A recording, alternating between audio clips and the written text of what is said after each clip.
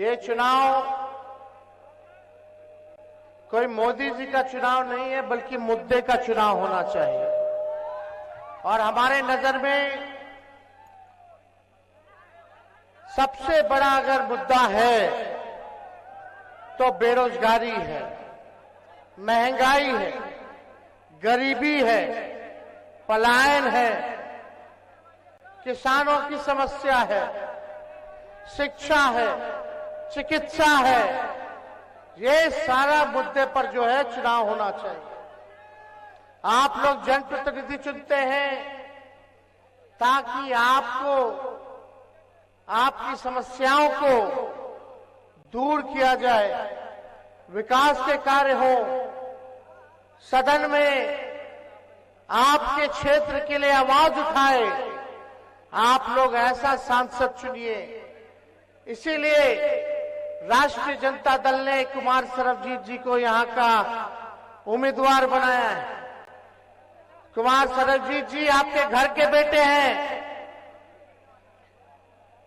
इनके पिताजी का गया के लिए सामाजिक न्याय के लिए कितना बड़ा योगदान रहा, ये आप सब लोगों से छुपा नहीं है। और अपने पिता के कार्य को आगे बढ़ाते हुए सरबजीत जी पर्यटन मंत्री भी रहे, कृषि मंत्री भी रहे।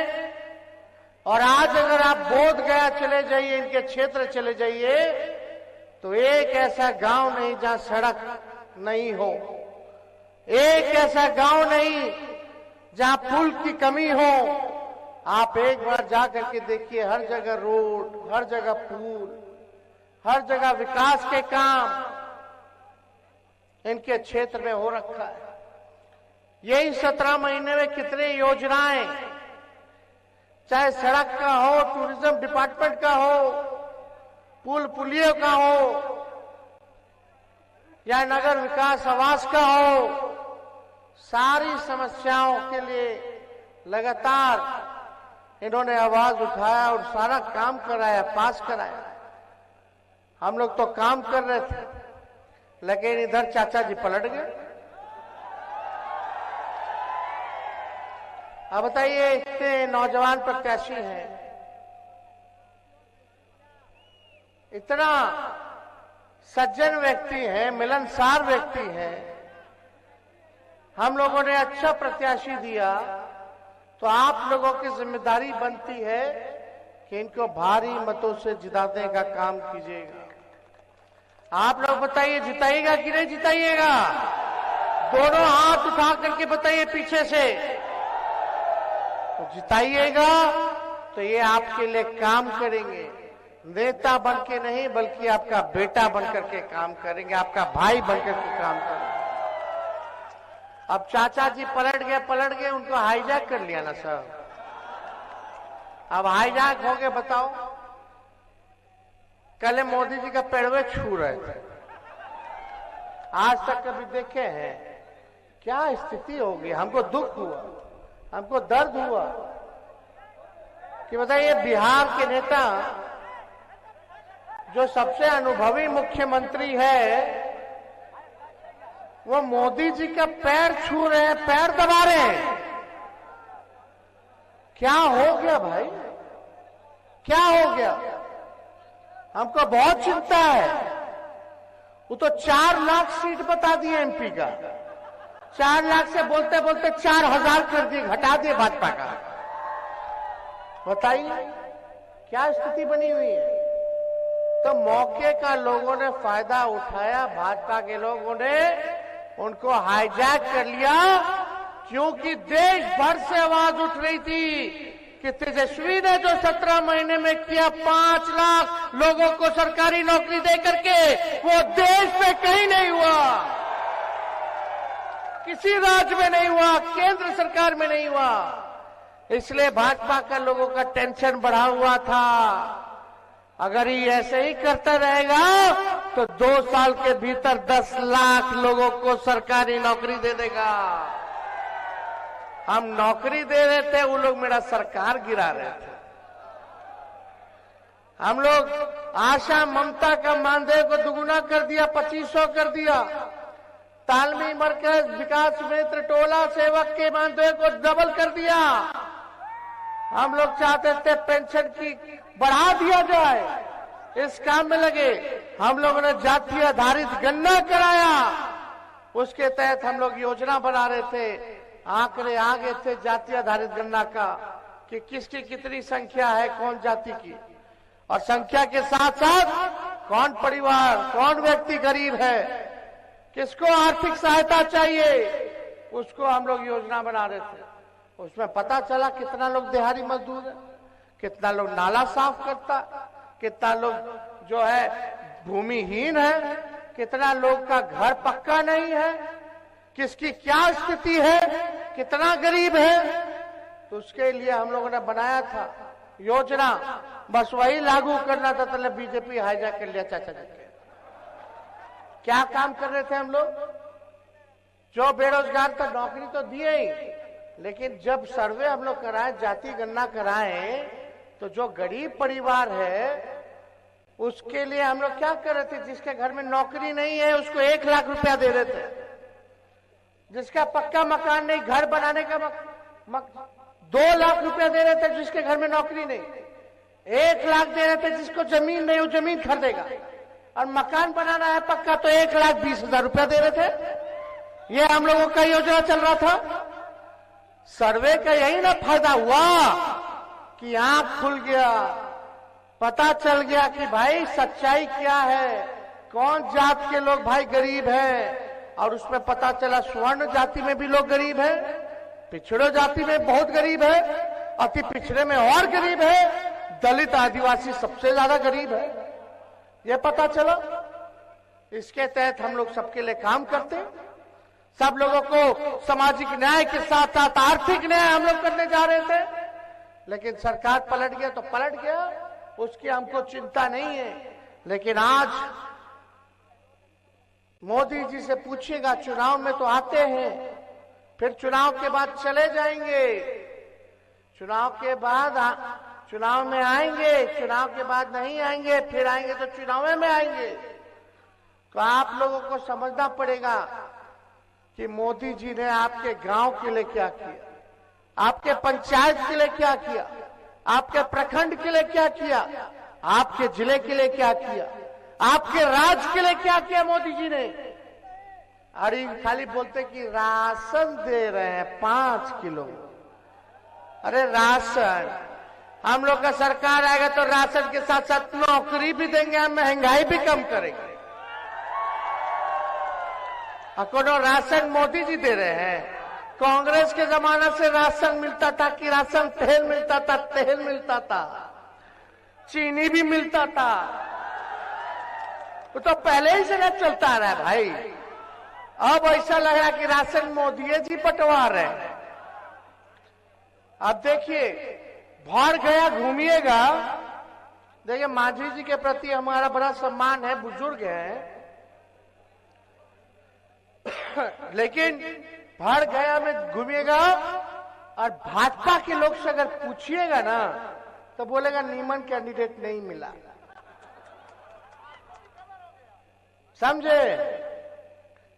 और भाजपा का लोग बोलेगा छोड़ो, कैंडिडेट को क्या देना है, ऊपर देख करके वोट देना है। ऊपर वाले मतलब मोदी जी को वोट दे करके वोट देना है। अरे मोदी जी ने बिहार को विशेष राज्य का दर्जा नहीं दिया, कितना चीनी मिल खुलवाना था वो नहीं खुलवाए, पलायन नहीं रोके, बिहार को स्पेशल पैकेज नहीं दिया, कम से कम अच्छा कैंडिडेट तो दे देते ताकि गया के लिए आवाज उठाता। तो जो ऊपर देख रहे हैं जो भाजपा के लोग, तो मोदी जी नीचे नहीं देखते हैं, मोदी जी गरीब को नहीं देखते हैं, मोदी जी भी ऊपरे वाला को देखते हैं, पूंजीपतिये के देखते हैं, अमीरे के देखते हैं। हर कोई लालू यादव है। तो आप सब लोग जानिए, पहचानिए कि कौन झूठ बोल रहा। कुछ दिन पहले मोदी जी क्या बोलते थे नीतीश जी के बारे में कि डीएनए खराब है। मुख्यमंत्री जी कोई महिला पे वाला पे टिप्पणी हो गया था विधानसभा में, तो मध्य प्रदेश के चुनाव में मोदी जी बोलते थे मुख्यमंत्री जी कितना गिरिएगा, कितना गिरिएगा। और आज बड़े अच्छे हो गए, निमन हो गए भाई नीतीश जी। यही नीतीश जी क्या कहते थे, हम मर जाएंगे, मिट जाएंगे, लेकिन भाजपा में नहीं जाएंगे, मिट्टी में मिल जाएंगे, भाजपा में नहीं जाएंगे। पहले हमको कहते थे कि यही ना आगे देखेगा, नौजवान है, नौजवानों को रोजगार दे रहा है, अच्छा काम कर रहा है। और आज बोलती बंद है सबकी।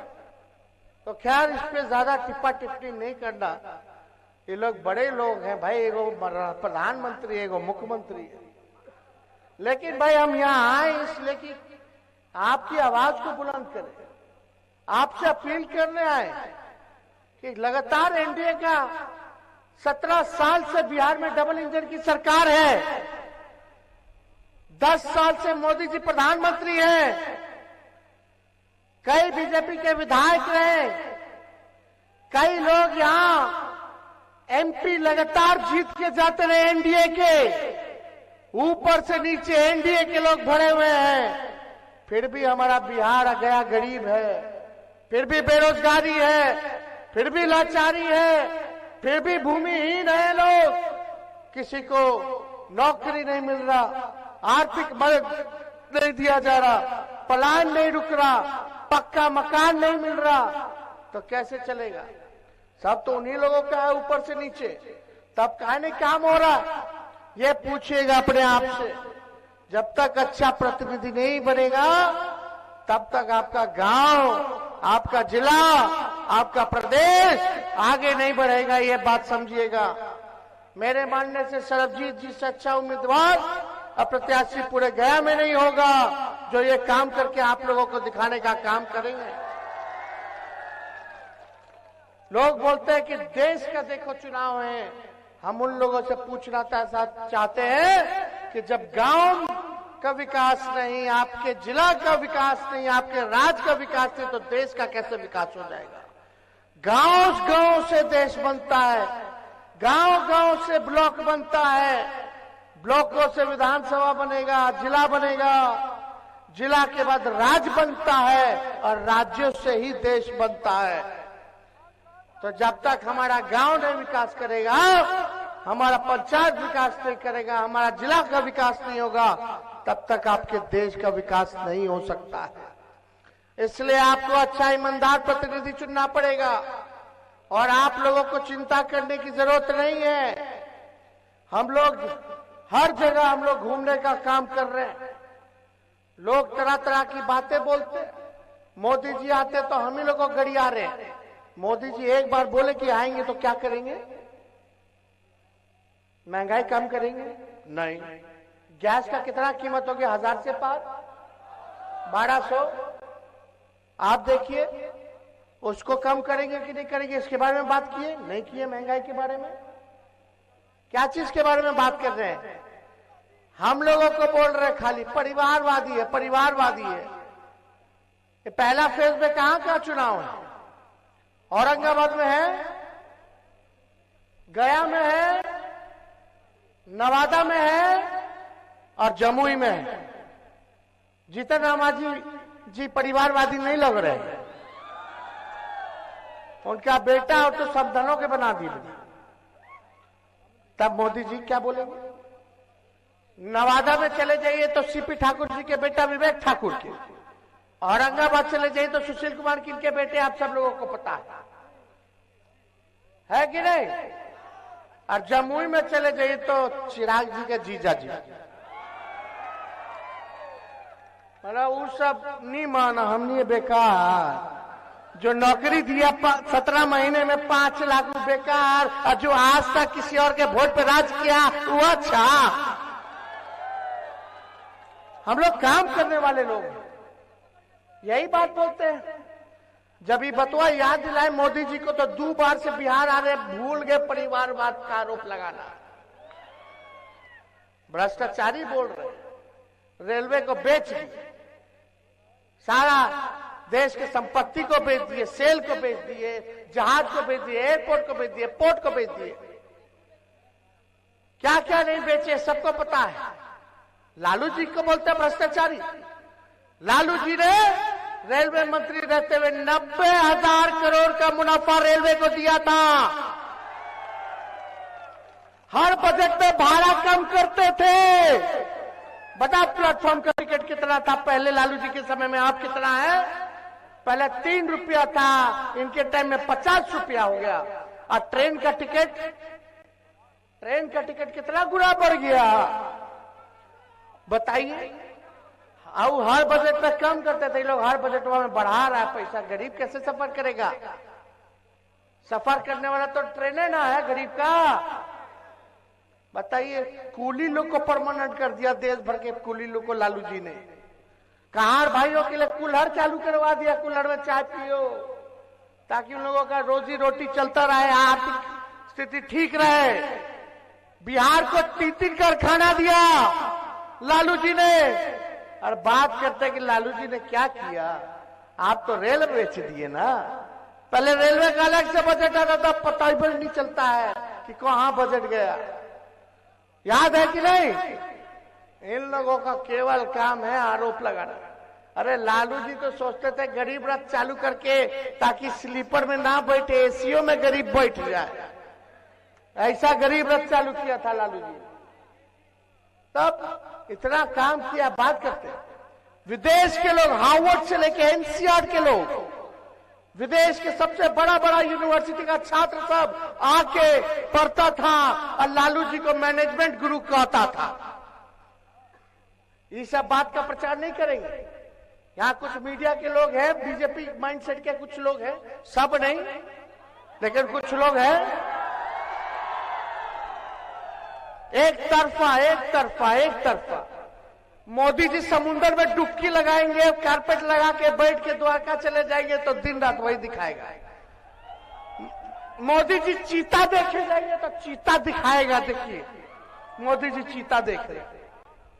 मोदी जी गुफा में बैठ जाएंगे तो गुफा का दिखाएगा। देखिए गुफा में बैठे।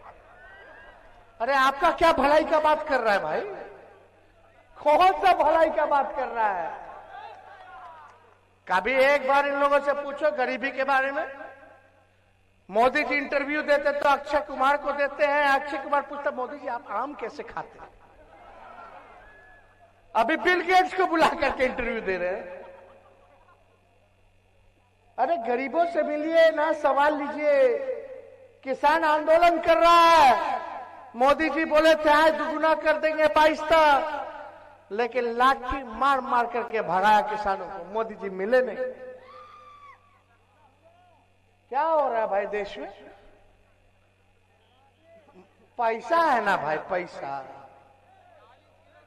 हम लोग तो गरीब का पार्टी है, लेकिन भाजपा के पास कितना हजारों करोड़ है, जिंदगी भर बैंक में पड़ा रह जाएगा। इंटरेस्ट इतना 1000 करोड़ में आ जाएगा। महीना इंटरेस्ट करोड़ 1000 करोड़ में आता होगा भाजपा का, जितना उसके पास पैसा है।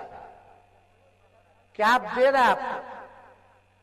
हम एक हेलीकॉप्टर कैसे कैसे व्यवस्था पार्टी का लोग किया।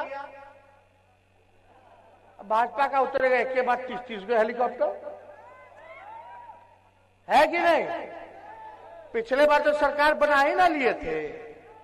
हम तो हेलीकॉप्टर को ट्रैक्टर बना करके घूमे थे पिछले बार। एक दिन में 18-19 सभा हम लोग किए थे। आप लोगों के बीच गए थे, वादा किए थे। देखो उप मुख्यमंत्री रह के हम 17 महीने में केवल अगर 5 लाख नौकरी दे सकते हैं तो 5 साल अगर मुख्यमंत्री रहते हुए दीजिएगा तो कितना नौकरी देंगे आप बताइए। अग्निवीर का देखिए क्या हो गया। 4 साल ठेका पे। क्या करेगा बच्चा सब, नौजवान सब? 4 साल बाद क्या करेगा? आप देखिए क्या हो रहा है। रेलवे में बहाली निकलता था, रेलवे का कितना बहाली निकल रहा है? कुछ नहीं निकल रहा। तो सब चीज अब बिहार के लिए कुछ नहीं किए। हाँ मोदी जी केवल हर चीज गुजराती में कर दी, बिहार के लिए नहीं की। इसलिए आप लोगों के बीच आए, इधर उधर नहीं, चुपचाप ललटेन छाप। तो आप लोगों का सहयोग मिलेगा कि नहीं मिलेगा? अरे पलामू से देखिए औरंगाबाद से हम लोगों ने खुशवाहा भाई को टिकट दिया, यहाँ सरबजीत पासवान जी को हम लोगों ने दिया, नवादा में भी संतोष खुशवाहा है उनको दिया, और जमुई में श्रवण खुशवाहा को नवादा में, और जमुई में अर्चना रविदास को हम लोगों ने टिकट दिया, और यहाँ पलामू में ममता भुइयां को हम लोगों ने टिकट दिया है। सबको लेके चल रहे, यह पार्टी A-Z की पार्टी है। सबका मान, सबका सम्मान, सबका प्रतिनिधित्व हो, ताकि सब लोग अपने अपने लोगों के बारे में आवाज उठाएं। तो हम लोग सबको सम्मान दे रहे हैं, तो अब ज्यादा कुछ हम नहीं कहेंगे, चुपचाप ललटेन छाप। तो इनको सरबजीत जी को जिताना है ना? अरे दोनों हाथ तो उठा के बताइए, जिताना है ना? तो इनको विजय का माला पहना दे ना। अब मोदी जी या कोई आएगा तो हिसाब जरा लीजिएगा। अब मांझी जी से जरूर पूछिएगा कि शराबबंदी के खिलाफ आप बोलते थे, कब चालू करा रहे? पूछिएगा, अब तो सरकार में है ना, उनके बदौलत जरा उनसे पूछिएगा।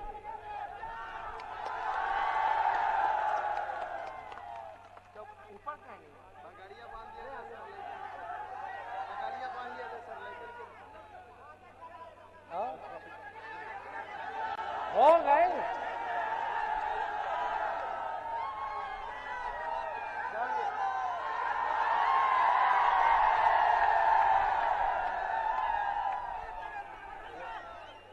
देखिए, पलामू से जो राष्ट्रीय जनता दल ने महागठबंधन में प्रत्याशी बनाया है, ममता भुइयां जी भी मंच पे आई है। प्रणाम कर लीजिए सबको। ममता जी, ममता भुइयां जी को जो भी आप लोग हितई नितई संबंधी दोस्त यार अगर होगा पलामू में, तो वहां भी लालटेन को जलाना है और ममता भुइयां जी को जिताना है। आप सब लोगों का बहुत बहुत धन्यवाद।